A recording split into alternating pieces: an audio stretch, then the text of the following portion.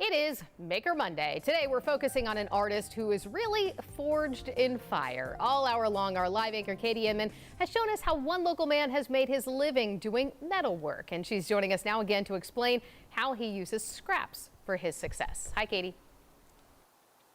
Hey, Brittany, yes, inside of Aspire Metals, the equipment makes the environment very hot and loud, but that's just because there's a lot of art happening in there as well. Now, the artist and the owner of Aspire Metals says that he really loves having the scrap metal be his medium because there is beauty in it.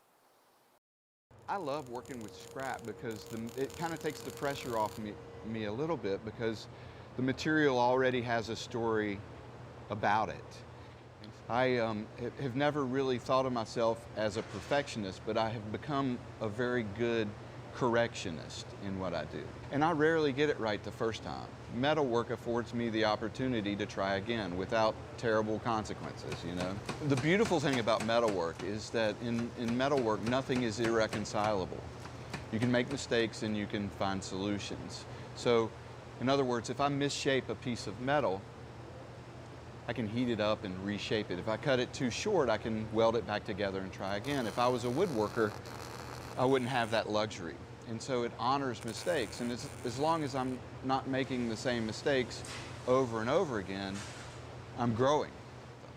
So I do trophies for Red Bull. When they had a NASCAR team, I used to travel with the team to races, and I would build sculpture in the infield during events using wreckage from the race to create sculptures.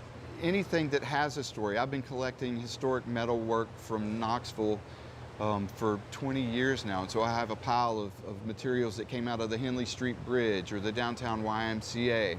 And so that, you know, having that a little bit of history to it really, like I said, it takes the pressure off of me. What he is able to create with those pieces of scrap, and of course the story that each piece holds, is so super impressive. Of course, he has a website and social media where you can find more of his work and what he's been able to create. He says, whenever I spoke to him for this story, he said that he had his eye on some scrap metal and steel from the old Knoxville police building. So he keeps his eye open for any of those pieces of metal or steel he may be able to use in the future. But